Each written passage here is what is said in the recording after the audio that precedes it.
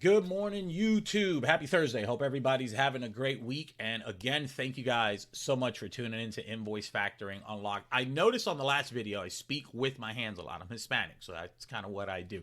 Thank you guys again for tuning in. Today, we're going to talk about are account receivables an asset or a liability? So we're going to go ahead and dive into that and then get our arms around how Invoice Factoring can not only help you on the account receivable side of your aging, but also help you with your account payable. So let's go ahead and dive into our little trusty presentation here, and let's define some terms here. Account receivables are considered asset on a company balance sheet. They represent the amount of money that a company is owed by its customers for goods or services that have been delivered but not yet paid for. Account receivables are considered a current asset because they're expected to be converted into cash within the net terms. And if you're a small business owner, you get this, right? You've got this invoice aging report. It's got a list of invoices on there. It's got 3, 4, 5 customers on there, maybe more. Maybe you just started up and you've got that one customer.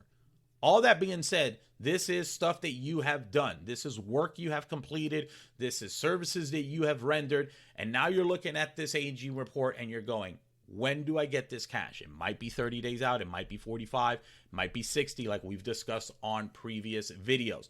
You need that immediate cash now. If you're a banker or a CPA, you're looking at the exact same thing, especially if you're a banker where you've got that customer that's walked in, look to get a loan with you. You're not able to service that right now. However, you're noticing this guy's got a nice, strong aging. He's got a few customers on there. They all check out as strong, good credit companies. And you're wondering, man, if I can get this guy 70 to 90% of the invoice values now, he's going to be happy with me. He's going to keep his depository accounts with me. And in 6 months, a year, 2 years down the road, this guy's going to remember me. He's going to come back in here, apply for a loan, and be able to go ahead and get it. But in the meantime, we can use invoice factoring to service this because although this guy doesn't meet right now the traditional requirements to get traditional bank financing, he's got a really good aging report with really good invoices and really good customers, right? So again, invoice factoring from the account receivable side of it is an asset because it is money that is owed to you because it eventually turns into cash, whether it's a ACH or a wire or a check that ultimately your customer remits to you. Let's go ahead and get into now liabilities. On the other hand, liabilities represent obligations or debts that a company owes to others. Examples of liabilities include your account payable. That is money that is owed to suppliers, loans, and other debts. So again, account receivable, money that is owed to you, so that's an asset. Account payable is money that you owe others, therefore it's a liability. Now let's bring this thing all together here on how invoice factoring can not only help you by having a good account receivable, which is your assets, but can actually also help you with your account payables, which are your liabilities. We already talked about it on other videos. You take those receivables on your account receivable aging report, you remit those to a factoring company. A factoring company then advances you, again, anywhere between 70 to 90% of the invoice value.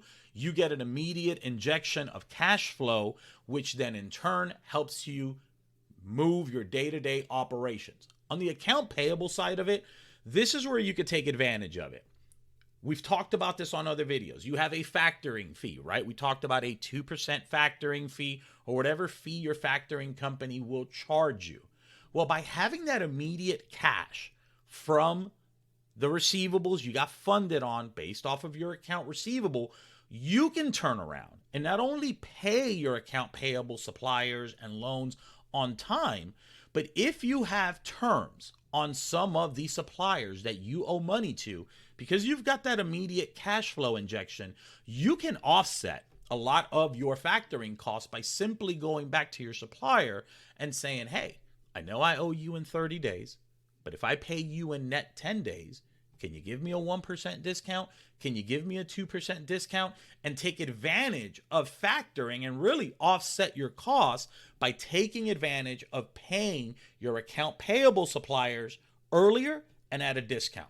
Hope that was a good informative video for you guys on how to understand your account receivables and what it means on a balance sheet and your account payables and what it means on a balance sheet and how invoice factoring can assist you on both the receivable side of it and the payable side of it. Again, if you guys like this content, want to see more information like this, please consider subscribing to the channel. Leave a comment, ask a question, hit that thumb button. I'll see you guys on the next video. Take care.